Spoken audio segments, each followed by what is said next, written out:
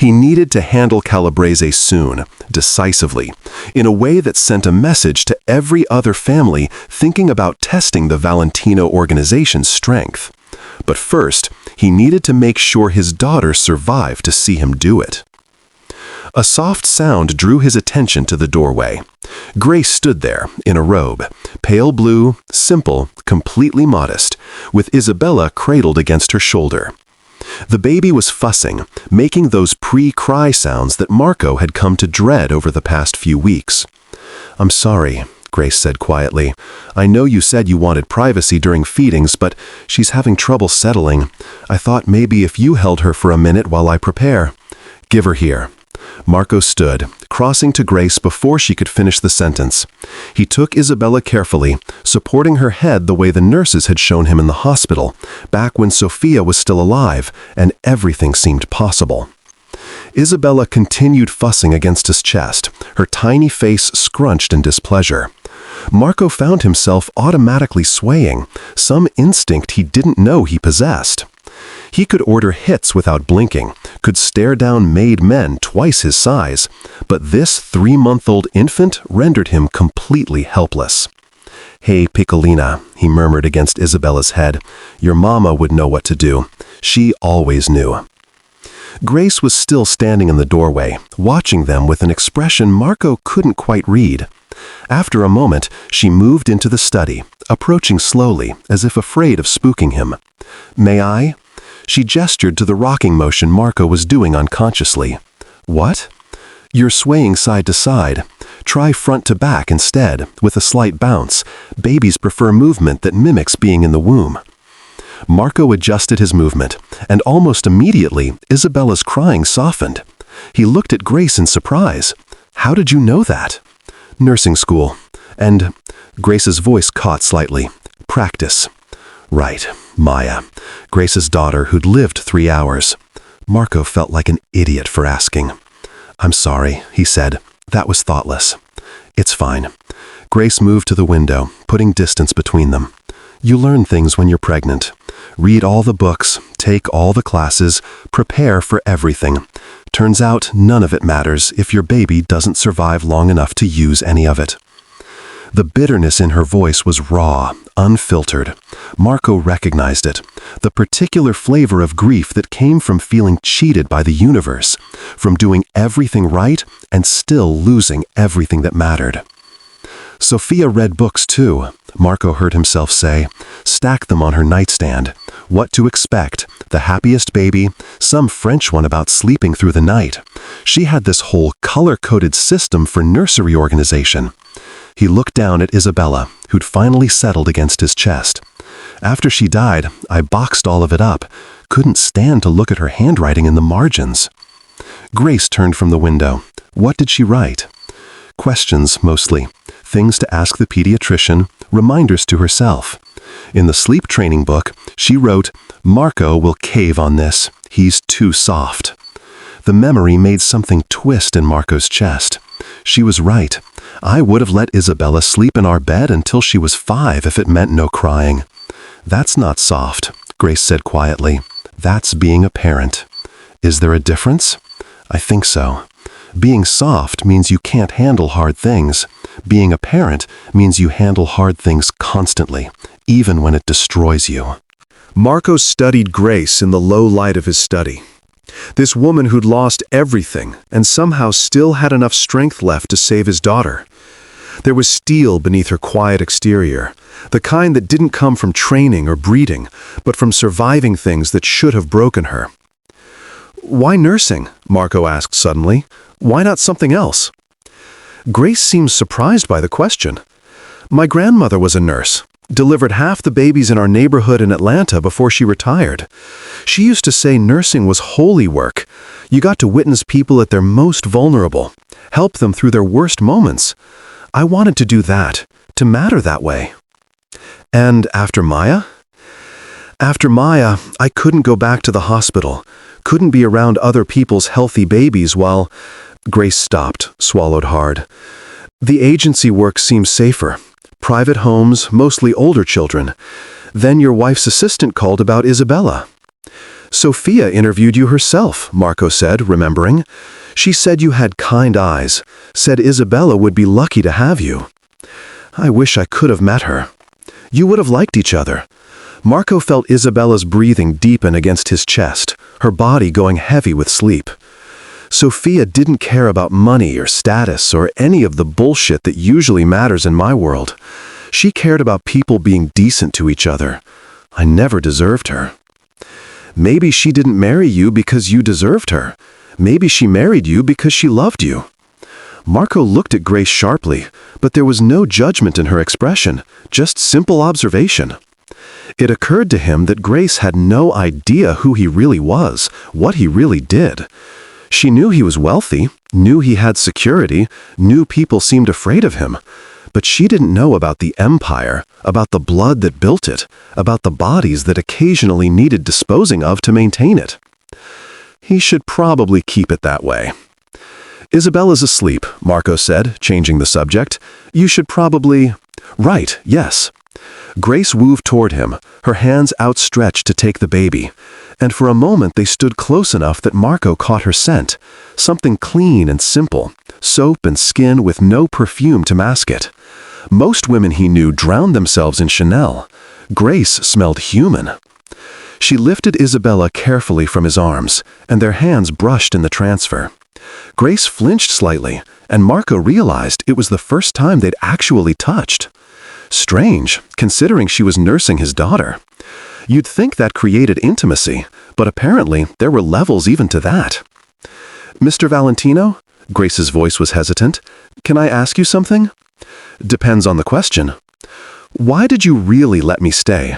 You could have fired me, found someone else, someone less complicated. Marco considered lying, offering some practical explanation about continuity of care or not wanting to disrupt Isabella's routine. But something about the late hour and the scotch and the way Grace had just witnessed him being vulnerable made him want to be honest. Because you were brave enough to do what needed doing, he said finally. Because you put Isabella first, even though it could have cost you everything. Because... He paused, searching for words. Because sometimes the right thing is also the terrifying thing, and you did it anyway. That kind of courage is rare. I'm not letting it walk out of my house.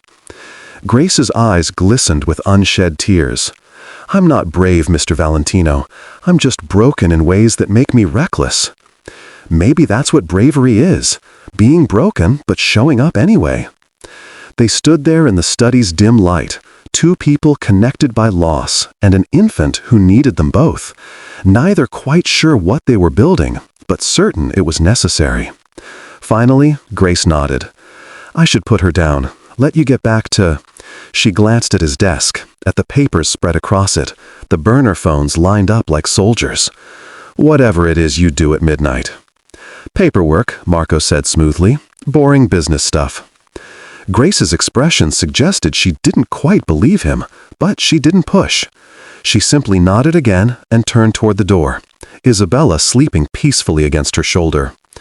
Grace, Marco called after her. She paused in the doorway, looking back. Thank you. For tonight, for all of it. You're welcome, Mr. Valentino. After she left, Marco returned to his desk, but the paperwork, the territory disputes and profit margins and carefully coded messages about drug shipments felt suddenly meaningless. He kept thinking about Isabella's weight against his chest, about the trust in how she'd settled into sleep, about how Grace had looked holding his daughter, like a Madonna in a painting, except real and broken and brave. His phone buzzed again. Vincent. Calabrese agreed to meet. Thursday, 8 p.m., the warehouse in Red Hook. Marco stared at the message, calculating odds and contingencies. The warehouse would give them home advantage. He'd bring 8 men to Calabrese's 4. There would be posturing, threats, maybe violence if Paula was stupid enough to push. It was the kind of meeting Marco had conducted hundreds of times, the basic arithmetic of power in his world. But tonight, sitting in his study while Grace put his daughter to sleep upstairs, Marco found himself thinking about different kinds of power. The power to nurture instead of destroy. The power to ask for help instead of demanding obedience. The power to be vulnerable and survive it. Maybe that was what Sophia had been trying to teach him all along. He typed back to Vincent, confirmed. But Vincent, no unnecessary violence. We're not animals. There was a long pause before the response came. You feeling okay, boss? Marco smiled grimly. Just tired. See you Thursday. He finished his scotch and stood, moving to the window that overlooked Central Park. Somewhere up there, Grace was probably sitting in that rocking chair, watching Isabella sleep, thinking about the daughter she'd lost. Somewhere out there, Paulo Calabrese was probably planning how to exploit Marco's grief. Somewhere in the distance, Sophia's grave held a body, but not the woman Marco had loved. The world kept turning, indifferent to individual suffering, unconcerned with who deserved what. But in this penthouse, in this unexpected arrangement, maybe Marco and Grace are building something that made survival possible. It wasn't happiness. It wasn't even close. But it was something. And for now, something was enough. The first rule of survival in Marco Valentino's world was simple: never show weakness. The second rule was equally important: never let personal feelings compromise business decisions. Marco had built his empire on these principles, had watched his father build theirs the same way, had seen what happened to men who forgot that sentiment was a luxury they couldn't afford. So why, 3 weeks after Grace Morrison moved into his penthouse, was Marco standing outside the nursery at 3 in the morning, listening to her sing lullabies to his daughter, and feeling things that had no place in his carefully constructed life?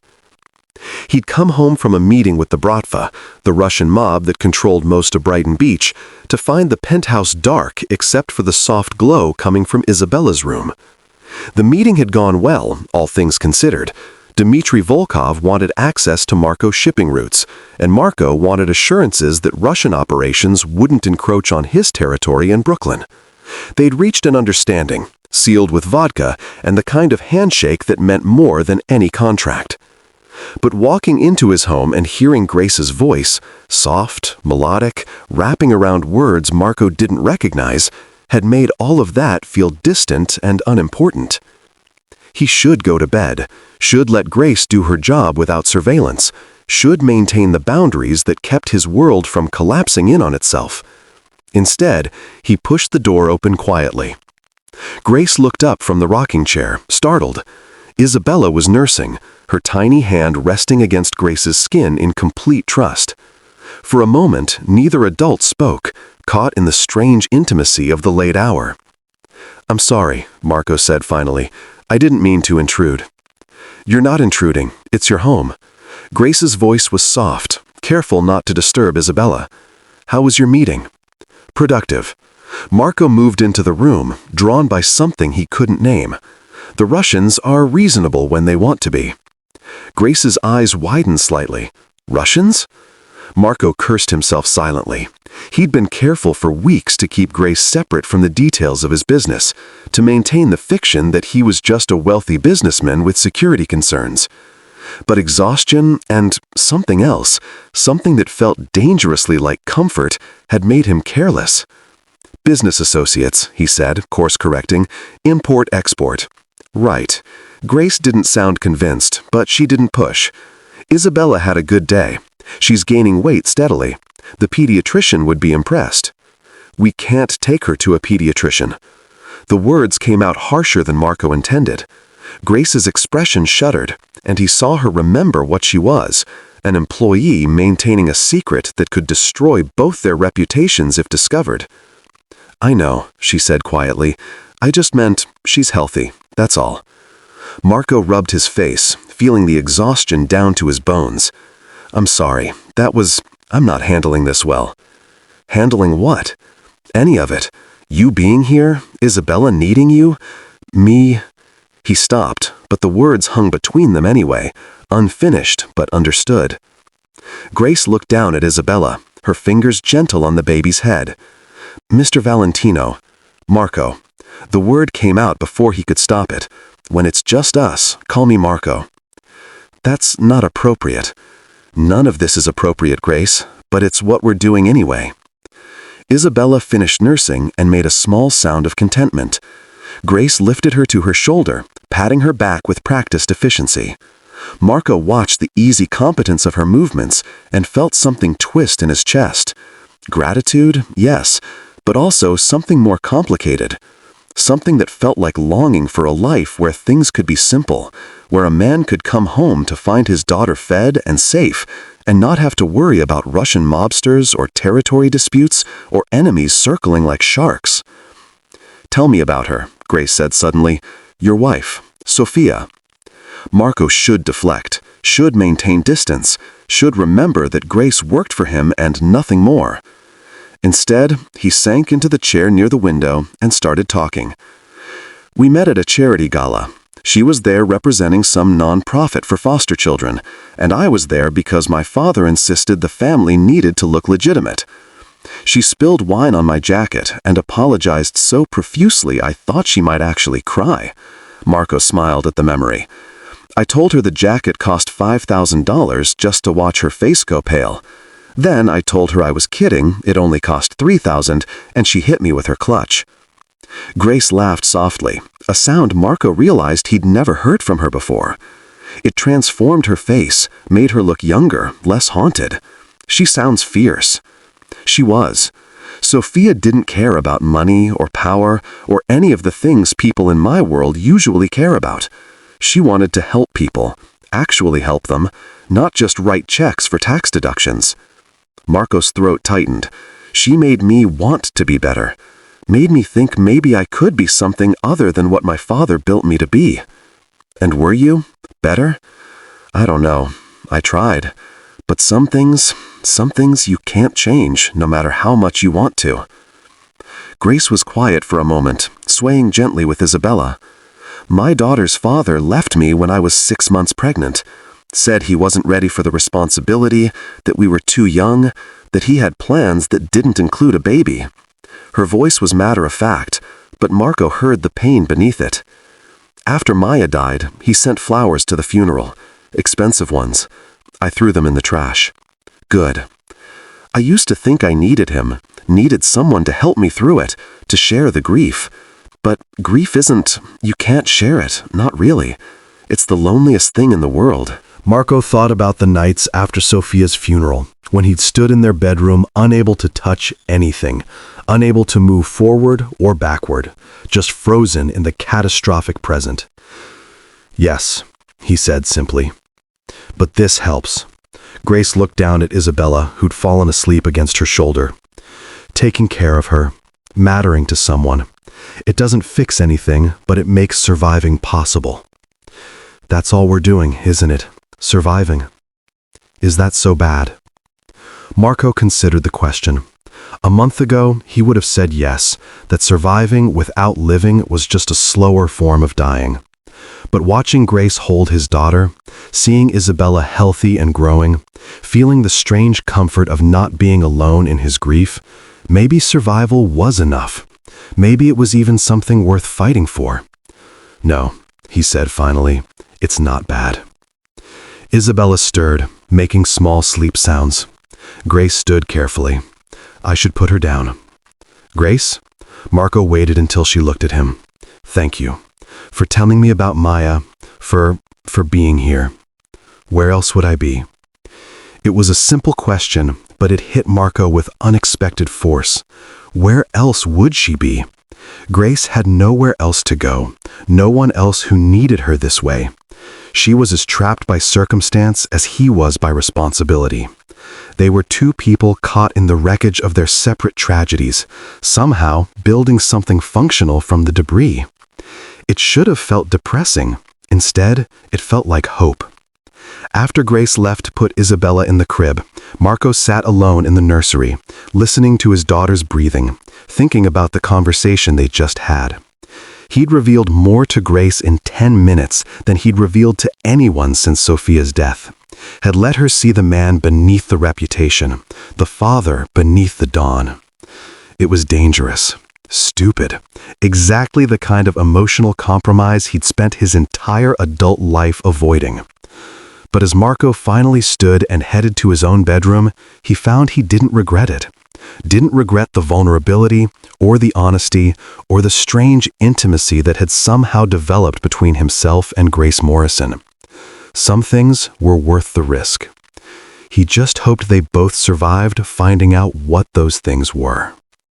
The warehouse in Red Hook smelled like salt water, rust, and the particular stench of fear that Marco had learned to recognize years ago. He stood with his back to the loading dock, Vincent Russo on his right, 6 more of his men positioned strategically around the space. Paolo Calabrese sat across from him at a folding table that had seen better days, flanked by his own soldiers, younger men with hungry eyes and itchy trigger fingers. This was Marco's world, the real one. Not the penthouse with its marble floors and park views, not the nursery where Grace sang lullabies, not the strange domestic arrangement that had somehow become the center of his life. This was concrete and steel and the mathematics of violence, where power was measured in territory and respect was purchased with blood. "You're looking tired, Marco," Paolo said, his voice carrying the rasp of a lifetime smoker. He was 63, built like a brick, with silver hair slicked back and a pinky ring that probably cost more than most people's cars. "Heard you've been having trouble sleeping since your wife passed. Tragic thing, that accident." The implication was clear. Paolo knew the accident hadn't been an accident, knew Marco had handled it, knew that Marco's grief hadn't made him weak. But Paolo was testing anyway, because that's what predators did. They probed for soft spots, for vulnerabilities, for any opening that could be exploited. "I sleep fine," Marco said evenly. "My daughter keeps me busy, but that's what babies do." "How is little Isabella? 3 months old now?" The fact that Paolo knew Isabella's age sent ice down Marco's spine. It was a message wrapped in a question. "I know about your daughter. I know where she is. I could reach her if I wanted to." Vincent shifted beside Marco, his hand moving fractionally toward his jacket. Marco caught his eye and shook his head minutely. "Not yet. Not unless Paolo pushed further." "Isabella is perfect," Marco said, his voice dropping to the register he used when he wanted people to understand they were walking on thin ice. "And she's going to stay that way. We clear?" Paolo smiled, showing too many teeth. "Of course, I'm just making conversation, Marco. Family is important. That's why I'm here, actually, to talk about family business." Brooklyn isn't family business. It's Valentino business. Has been for 30 years. Times change. Your father, God rest his soul, he understood that territory needed to be renegotiated periodically. Kept things fair, kept the peace. My father also understood that renegotiation happened from a position of strength, not opportunism. Marco leaned forward slightly. "You think because my wife died that I'm vulnerable, that I'm distracted, that maybe the Valentino organization isn't what it used to be? Did I say that? You didn't have to. But let me be clear, Paolo. Brooklyn stays mine. The shipping routes stay mine. The protection operations, the gambling, all of it. You want to expand? You go east toward Queens. You don't come west." Paolo's smile faded. "You're making demands like you're in a position to make them."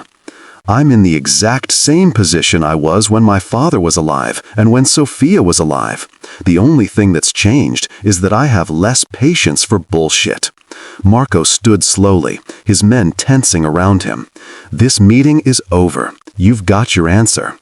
"Sit down, Marco." Paolo's voice hardened. "We're not done talking." "Yes, we are." The tension in the warehouse ratcheted up 10 notches. Paolo's men moved, hands going to weapons. Marco's men responded in kind. For a moment, the space balanced on a knife's edge. One wrong move, one misinterpreted gesture, and the warehouse would turn into a bloodbath. Then Paolo laughed, the sound harsh and unexpected. "You've got balls, I'll give you that, just like your old man." He stood as well, waving his men down. "Fine. Brooklyn stays yours. For now. But Marco, this grief you're carrying, it's going to catch up to you eventually. And when it does, I'll be waiting. Get in line." Marco walked out of the warehouse with Vincent and his men flanking him, not turning his back until they were in the armored SUV and pulling away from the docks. Only then did he allow himself to breathe fully, to feel the adrenaline spike that came from violence narrowly avoided. "That was close," Vincent said from the driver's seat. "Paulo's getting bold." Paulo's getting desperate. He's losing territory in Staten Island to the Albanians and thinks he can make up for it by taking mine. Marco stared out the window at the industrial landscape rolling past. "But he won't, because I'm not weak and I'm not distracted. And anyone who thinks otherwise is going to learn a very expensive lesson." "What about Isabella? Paulo knowing her age?" "I know." Marco's jaw tightened. "Double the security on the building. No one gets within 50 feet of that penthouse without us knowing about it. And Vincent, find out who's feeding Paulo information about my family. Find them and deal with them." Done. They rode in silence for a while, Marco's mind spinning through contingencies and countermoves. Paulo had backed down tonight, but it was temporary. Men like Paulo don't stop pushing until they hit something immovable or die trying. Marco needed to remind not just the Calabrese family, but every organization in New York that the Valentinos were still the power in this city. But as the SUV approached his building, as Marco saw the lights of his penthouse glowing in the darkness, he found his thoughts shifting from strategy to something infinitely more personal. Was Isabella asleep? Had Grace fed her already? Was everything okay in the small, protected world they'd built inside those walls? He hated that he cared. Hated that his first instinct was no longer to consolidate power or plan his next move, but to check on his daughter and the woman caring for her. It was exactly the kind of distraction that got people killed in his line of work. But it was also the only thing that made the work feel bearable. Grace heard the penthouse door open and checked the clock. 2:47 a.m. Marco was home from whatever meeting had taken him out this late. She'd stopped asking questions about his schedule, had learned to accept that his world operated by rules she didn't understand and probably didn't want to. She was in the kitchen, warming a bottle of expressed milk for Isabella's next feeding. The baby had been fussy tonight, refusing to settle, and Grace had been up for hours trying every trick she knew. Finally, Isabella had fallen asleep around midnight, giving Grace a brief window of peace. She heard footsteps approaching and turned to find Marco in the doorway, still wearing his suit but looking disheveled in a way she'd never seen him before. His tie was loosened, his jacket had a smudge of something dark on the sleeve, and there was a tightness around his eyes that spoke of stress or danger, or both. "Is Isabella okay?" he asked immediately. "She's fine, sleeping." Grace set down the bottle, studying Marco more carefully. "Are you okay?" "I'm fine." "You don't look fine." Marco laughed, but there was no humor in it. "I'm always fine, Grace. That's part of the job description." "What job is that, exactly?" The question came out before Grace could stop it, before she could remember that she'd promised herself not to pry, not to ask questions that might reveal answers she couldn't handle. Marco was silent for a long moment, his expression unreadable. Then he moved to the counter, poured himself 3 fingers of whiskey from the bottle he kept there, and downed it in one swallow. "The kind of job where men threaten your daughter to make a point," he said finally. "The kind where you spend your evenings calculating how many people you might need to kill to keep your family safe. The kind that your wife hated and that I promised her I'd leave but never did." Grace felt her heart hammering. "Marco, you asked. I'm telling you." He poured another whiskey but didn't drink it, just stared at the amber liquid like it held answers. "My father built an empire on blood and fear and strategic violence. I inherited that empire. I told myself I could make it legitimate, clean it up, turn it into something Sophia could be proud of. But the truth is, Grace, some stains don't wash out. Some businesses can't be legitimized. And some men are only good at one thing. And what's that? Surviving, no matter what it costs." Grace thought about her own survival over the past 8 months, about the ways grief had hollowed her out and refilled her with something harder and sharper. She thought about the choice to nurse Isabella, about crossing professional lines because the alternative was watching a baby starve. Maybe survival always came with a price. Maybe the question wasn't whether you'd pay it, but whether what you were surviving for was worth the cost. "Why are you telling me this?" she asked quietly. "Because someone threatened Isabella tonight. Indirectly, carefully, but the threat was there. And I need you to understand what that means." Marco finally looked at her, and Grace saw fear in his eyes, real, genuine fear that had nothing to do with physical danger and everything to do with the possibility of losing his daughter. It means security gets tighter. It means you don't leave this building without armed escort. It means if anything seems off, anything at all, you call me immediately. It means... He stopped, ran a hand through his hair. "It means I'm asking you to stay in a situation that just got more dangerous than it already was. Grace should leave, should pack her bags tonight and disappear back into anonymity where mafia politics and territorial disputes couldn't touch her. Should choose self-preservation over this complicated, dangerous arrangement." But she thought about Isabella's tiny hand curled against her chest, about the way the baby had finally started thriving, about how nursing Marco's daughter was the only thing that made her own grief bearable. "I'm not going anywhere," she said firmly. "Grace, I said I'm not going anywhere. Isabella needs me, you need me, and frankly, I need this. Need to matter to someone, need to have a purpose. So whatever's happening in your world, whatever threats are being made, we'll handle it, together." Marco stared at her like she'd just spoken a foreign language. "You don't understand what you're agreeing to." "Maybe not, but I understand that Isabella deserves to be safe and healthy and loved. And I understand that you're trying to give her that despite everything working against you. That's enough for me. You're insane. Probably. Grief will do that to a person." Grace moved closer to Marco, close enough to see the exhaustion written in every line of his face. "But so are you. You're running a criminal empire while raising an infant and somehow managing to be a decent father in the middle of it all. We're both crazy. At least we're crazy together." Marco laughed again, and this time there was actual humor in it, genuine and surprised. "Is that supposed to be comforting? Is it working?" "Unfortunately, yes." They stood there in the kitchen, the city spreading out beyond the windows. Two people bound by circumstance and necessity, and something that was starting to feel dangerously like trust. Grace knew she should step back, should maintain professional distance, should remember that Marco Valentino was her employer and nothing more. Instead, she reached out and took the untouched whiskey from his hand, set it on the counter, and met his eyes directly. "Go to bed, Marco. Isabella will be up in a few hours, and you look like you haven't slept in days." "I haven't."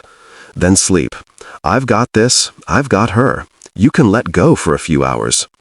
For a moment, Grace thought Marco might argue, might insist on maintaining the control that seemed essential to his identity. But then something in his expression softened, gave way, and he nodded. "Thank you, Grace, for all of it.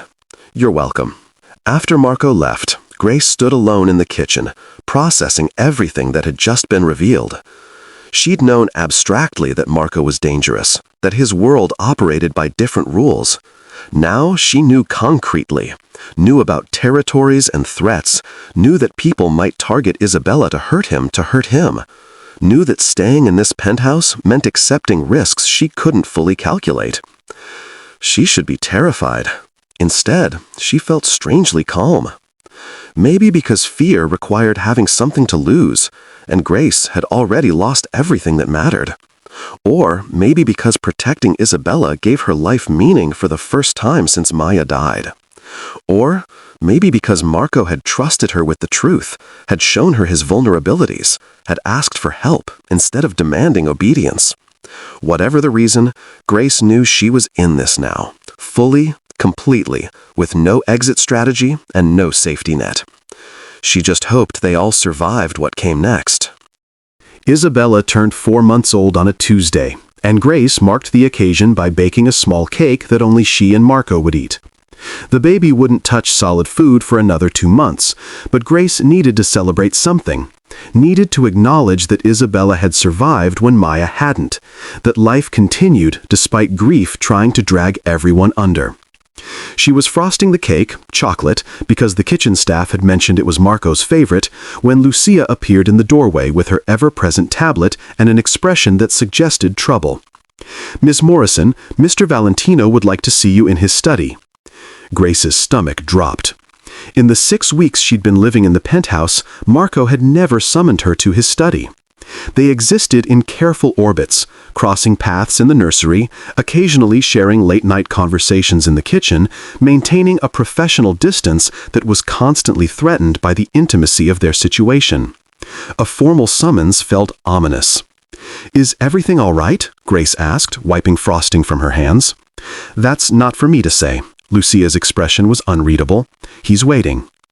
Grace followed Lucia through the penthouse, past the living room with its uncomfortable designer furniture that no one ever sat on, past the dining room where Marco apparently never ate, to the heavy oak door that marked his private domain.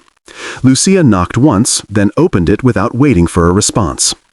Marco sat behind an enormous desk that looked like it belonged in a European castle, papers spread before him, 3 phones lined up like weapons. He looked up as Grace entered, and she saw immediately that something was wrong.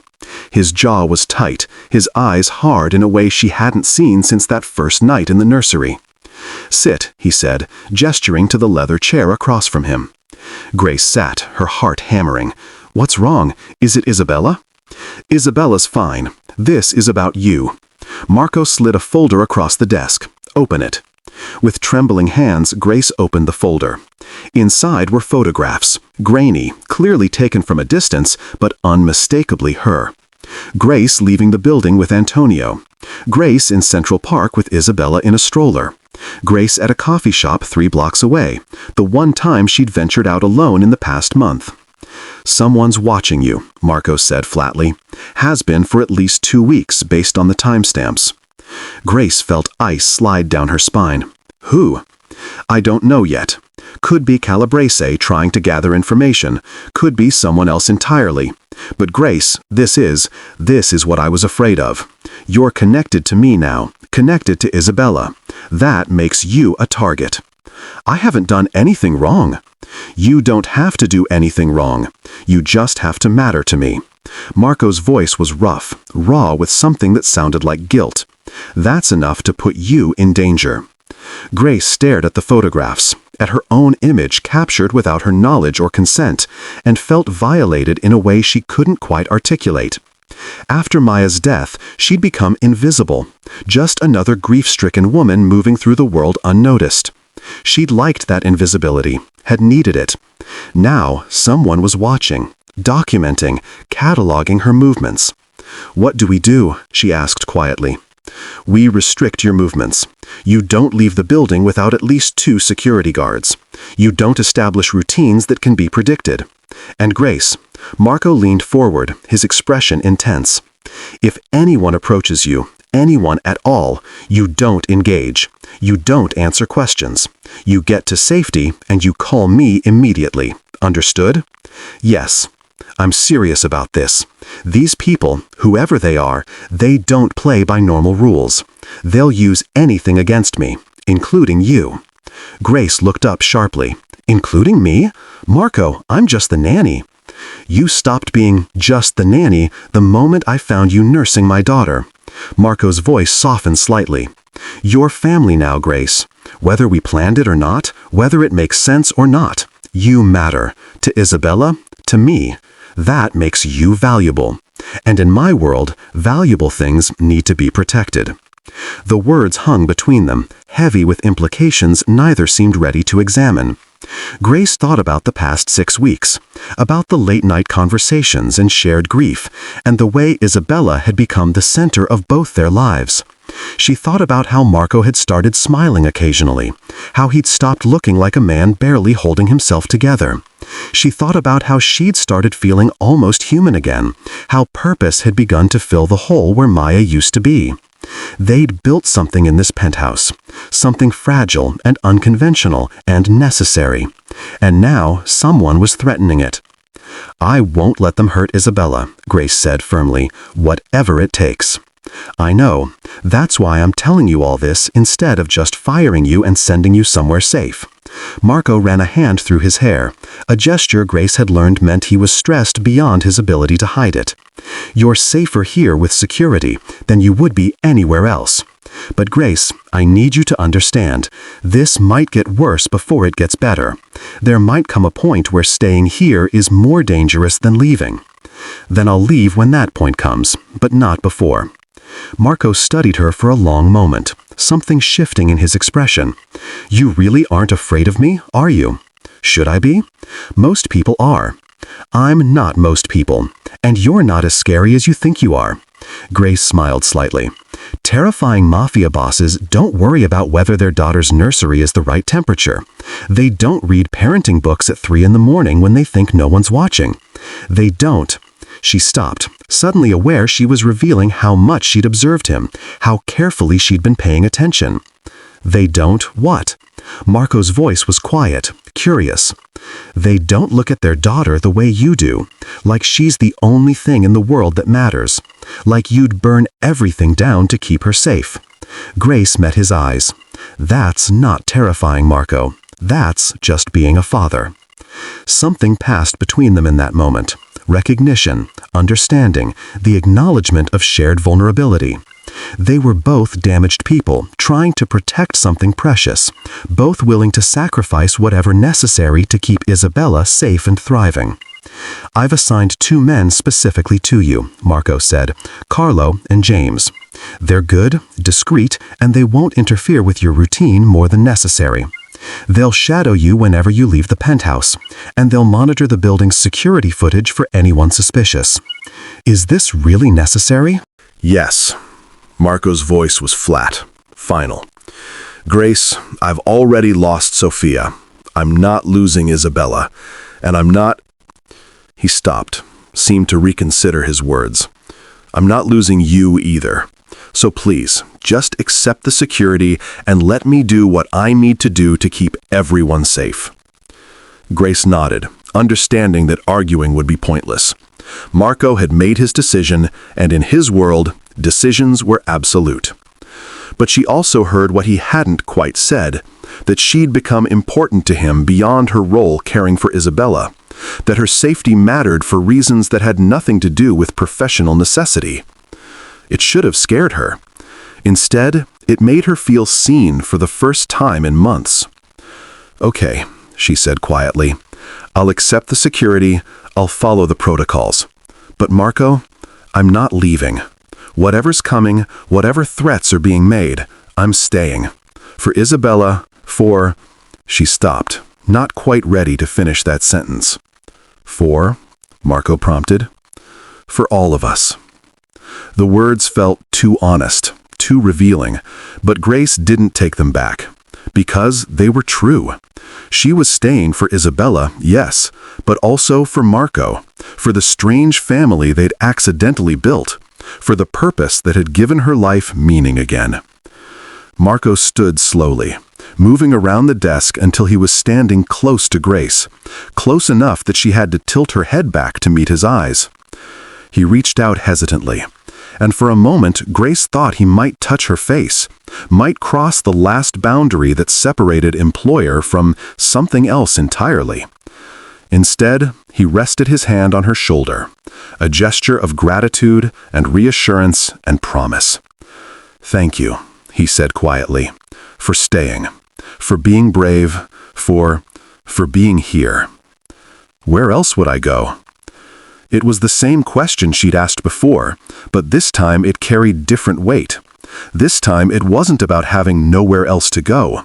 It was about choosing to be here, in this dangerous, complicated situation, because here was where she was needed. Here was where she wanted to be. That night, after Isabella was fed and sleeping peacefully, Grace stood at her window watching the security guards Marco had assigned patrol the street below. Carlo and James. She'd met them briefly. Two serious men with kind eyes who'd promised to keep her safe without being intrusive. She should feel trapped, should resent the surveillance and the restrictions and the loss of what little freedom she'd reclaimed after Maya's death. Instead, she felt oddly protected, cared for, like she mattered to someone again. Her phone buzzed. A text from Janelle. "Mom's birthday next week. You coming?" Grace stared at the message for a long time before responding. "Can't. Work obligations. You can't avoid us forever, Gracie." Not avoiding, just surviving. She sent the text and immediately silenced her phone, unable to handle her sister's well-meaning concern. How could she explain this life to Janelle? How could she make her family understand that she was living in a mafia boss's penthouse, nursing his infant daughter, slowly falling into something that felt dangerously like belonging? They wouldn't understand. Hell, Grace barely understood it herself. But as she checked on Isabella one final time before bed, as she watched the baby sleep peacefully in her expensive crib, surrounded by security and safety and love, Grace knew she'd made the right choice. This was her family now. This penthouse, this baby, this complicated man who trusted her with his daughter's life. Whatever came next, they'd face it together.